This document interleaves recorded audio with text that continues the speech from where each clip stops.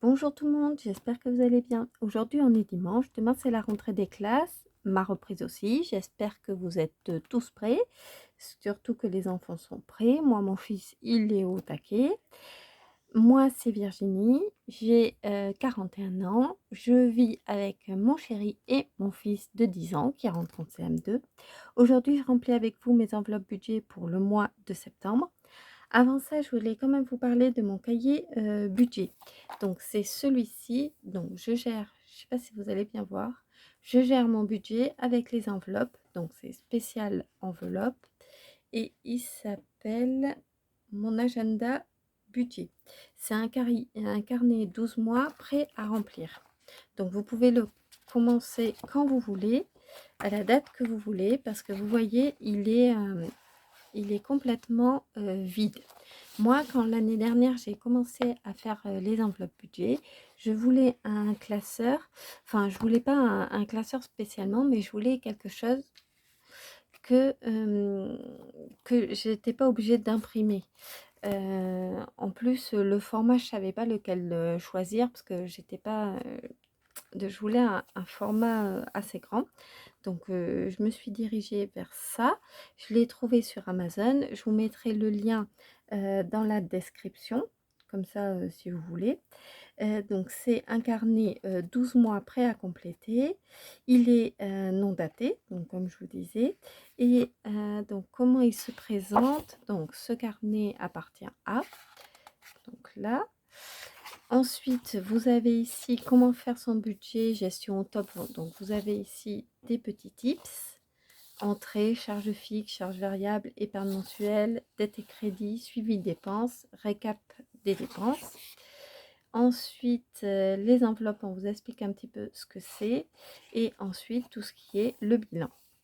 Vous avez une autre page ici, mes objectifs des 12 mois à venir. Donc moi, je m'étais mis 3 objectifs, un financier, un personnel et un familial. Et ensuite, ici, vous avez les défis épargne, c'est ce que je fais. Donc le défi de 5 euros. Bon, j'ai abandonné ce tracker parce que j'aimais pas, mais sinon c'est celui que je fais. Le défi des saisons aussi, je le fais. Le challenge des pièces, je me suis acheté ma tirelire. Et le défi du fonds d'urgence. Donc en fait, moi qui ai commencé, et si vous commencez, je trouve que c'est hyper pratique quand on commence parce qu'on ne sait pas trop où aller, on ne sait pas quel défi faire. Ben là, c'est hyper pratique parce que on a les 4 défis assez simples que vous pouvez utiliser. Et ensuite, il faut que faut que je trouve un mois où j'ai pas rempli. Mais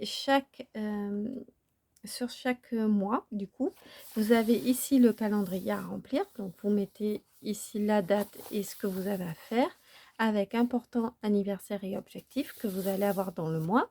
Ça va vous permettre de faire votre budget. Ensuite, vous avez ici une décharge mentale avec mes objectifs, la to-do list, les envies pensées et des notes. Donc moi, je trouve ça pratique parce que vous voyez, à chaque fois, je mets quelque chose, hein, on est d'accord. Et j'écris aussi mon calendrier. Ensuite, vous avez deux pages, une sur donc le budget, entrée, charge variable, charge fixe, variable, charge fixe que j'utilise. Ensuite, vous avez cette page que j'utilise un peu moins sur le suivi. Vous avez cette page pour les enveloppes, donc en espèces et virtuelles que je fais. Et vous avez ici un bilan d'épargne, un défi épargne, un récap et que reste-t-il dans mes enveloppes. J'utilise un peu moins cette page, mais voilà, j'aime bien. Et ensuite, ça recommence pour un nouveau mois. Donc voilà, ça j'aime bien ce cahier. Je trouve qu'il est pratique, donc n'hésitez pas. Et moi, je l'avais trouvé sur Amazon. Voilà pour cette parenthèse. Je vais mettre mon classeur ici, enfin mon cahier ici. Donc, on va passer au remplissage de la semaine, enfin du mois. Donc, on va partir sur 4 semaines pour le mois de septembre. J'ai donc retiré les sous que j'avais besoin. J'espère que je suis bien au niveau des sous. On va voir. Donc, courses. On est parti. Courses. 400 €. Donc, je prends mes sous. 100, 200, 300 et 400. Donc ça, c'est les courses et je les mets dans les enveloppes. Dans mon enveloppe. Donc ce mois-ci, je vais tester de faire les menus avant d'aller faire mes courses. Donc pour cette semaine, donc hier, j'ai fait les menus de la semaine qui arrive. Donc je vais pouvoir voir comment ça donne et si j'arrive à faire des économies. J'ai fait uniquement les menus pour le soir parce que le midi, mon fils va reprendre l'école, donc il va à la cantine. Moi, j'ai une gamelle que je m'emmène à mon travail. Sinon, en télétravail, je mange ici deux, trois petites choses. Et mon chéri, lui, il mange souvent les restes du soir. Donc, j'espère que cette méthode va me permettre de rester dans mon budget de 100 € pour la semaine. On va espérer. Donc ensuite, essence, j'avais dit 200 €, donc 100, 200. Donc ça, c'est pour l'essence. Demain, je reprends donc le travail en télétravail. Mais je vais être obligée de mettre de l'essence pour mardi. J'irai peut-être demain matin parce que c'est la rentrée de mon fils et c'est moi qui l'emmène parce que ma société nous offre 1 heure. Donc au lieu d'embaucher à 8 h, j'embauche à 9 h et lui, sa rentrée, c'est à 8 h 20. Il a pas mal de choses à emmener, notamment les cahiers que j'ai achetés avec toutes les fournitures scolaires. Donc il faut vraiment que je l'accompagne parce que j'ai une poche à lui déposer. Mais bon, il rentre en CM2, je vais pas m'attarder dans la classe, donc j'irai certainement faire de l'essence demain matin du coup. Le shopping, je vais y mettre 100 €, donc un billet de 50 et 100, donc 100 €. J'aimerais bien que ce mois-ci, cette enveloppe ne bouge pas pour limiter donc les dépenses et faire un mois blanc pour le shopping. On va voir si j'y arrive. J'aimerais bien, mais à voir si c'est faisable. Ensuite, le resto 80. Donc ça, c'est une enveloppe qu'on tient pas mal.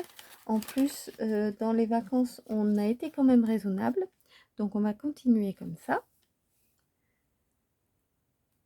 Le loto, j'y mets 40 € en espérant gagner. Tous les mois, je vous dis ça. Et puis à chaque fois, mon enveloppe est vide et puis je gagne pas. Donc 40 €. Là, c'était mon ancienne enveloppe santé. Il faut que je la refasse, mais ça devient boulangerie. Donc, j'avais dit que j'y mettais 30 €.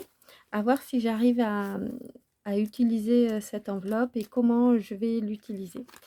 Je vous dirai si ça marche. En tout cas, j'y mets les 30 € dans cette nouvelle enveloppe. Divers 50 €.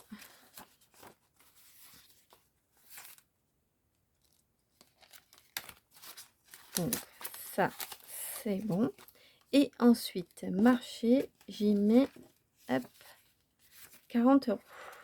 On aime bien le dimanche, surtout là, il va y avoir moins de monde. C'est notre balade vraiment du dimanche matin et c'est agréable. En plus, au mois de septembre, il fait encore beau, donc c'est vrai que c'est agréable. Donc voilà pour ce remplissage. Donc ça, c'est vraiment le remplissage du mois de septembre. Espérons qu'à la fin, bah, j'ai encore plein de sous. On verra.